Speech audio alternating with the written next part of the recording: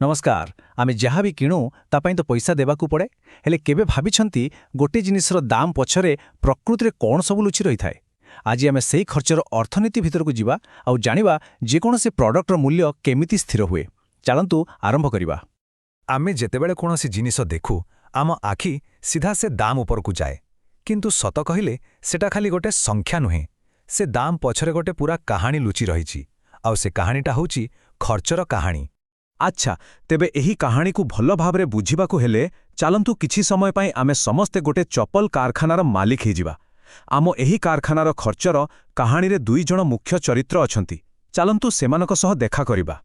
प्रथमे तो एइडा बुझिबाकू पड़िबो जे खर्च माने केवल सेइटा नुहे जहा आमे पॉकेट रु देउछु ना, एहार दुईटी दिग अच्छे। गोटे जहा सीधा सड़क देखा जाए आ गोटे जहा टिके लुचिकी थाए। प्रथमटी हेला स्पष्ट खर्च बा एक्सप्लिसिट कॉस्ट, माने सीधा सीधा जो खर्च पाई क्याश देबाकू पड़े। आउ द्वितीयटी हेला अंतर्निहित खर्च बा इम्प्लिसिट कॉस्ट। एइटा टिके छपारुस्तम भଳି। एहा हेउची सेही सुजोगर मूल्य जाहाकू आमे हराउछु। एथिपाई आम पॉकेट रु टंका जाएनी, किंतु गोटे व्यवसाय पाई एहा भी गोटे गुरुत्वपूर्ण खर्च। हौ तो आम चप्पल कारखाना कथा को फेरी आसिबा।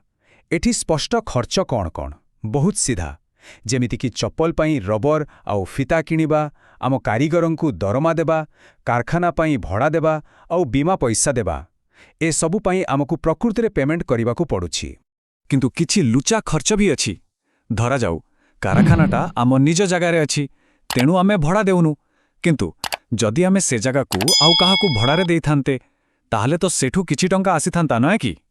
सेई जो आयटा आमे हराउचु ताहा ही हेउछि इम्प्लिसिट कॉस्ट। सेमती मालिक जदि निजे काम करी दरमा न नेउछंती ता भी गोटे इम्प्लिसिट कॉस्ट। ठीक अछि, सेबे खर्च को बुझिबार आउ गोटे दृष्टिकोण देखिबा। भाबंतु जदि आमे बेसी चप्पल तयारी करिबा बा कम करिबा तेबे खर्च उपरे की प्रभाव पड़िबो।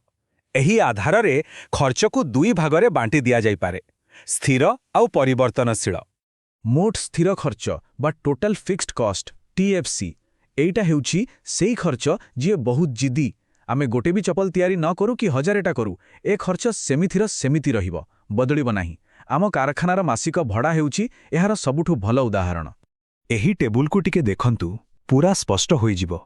जेतेबेले गोटिए भी चप्पल तयारी होइनी माने उत्पादन शून्य, सेतेबेले भी आमकु 12 टंका भड़ा देबाकू पड़ुछि।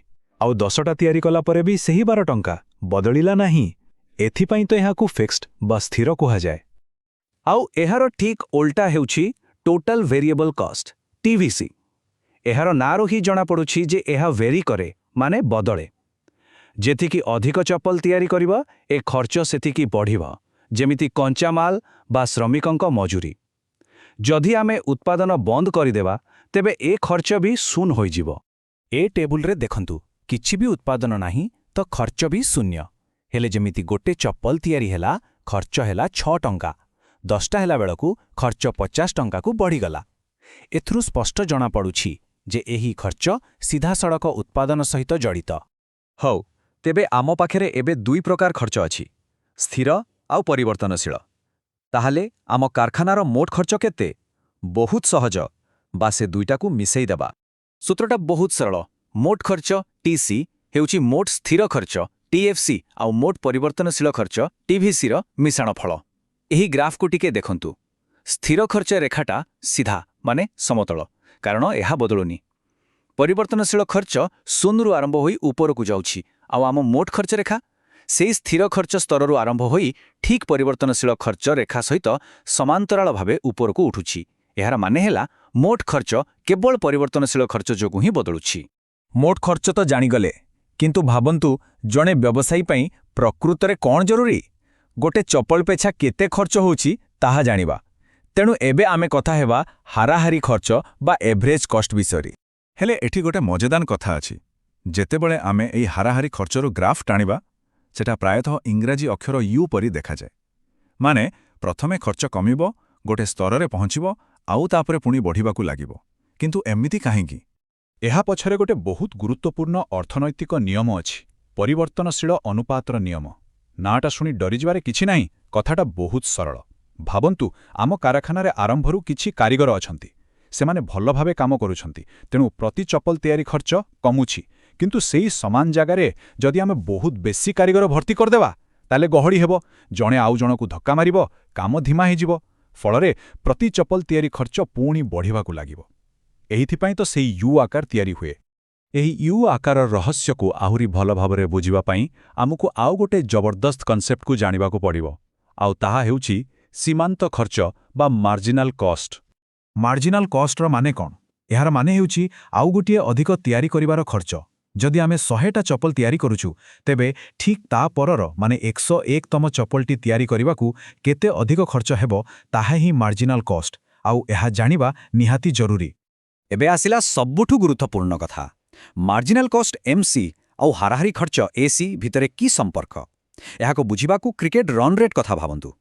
ଯଦି ବର୍ତ୍ତମାନ ଓଭରରେ, ଯାହାକି ମାର୍ଜିନାଲ, ହାରାହାରି ରେଟ୍, ଯାହାକି ଆଭରେଜ୍ ଠାରୁ କମ୍ ରନ୍ ଆସେ, ତେବେ ପୁରା ମ୍ୟାଚ୍ର ହାରାହାରି କମିଯାଏ।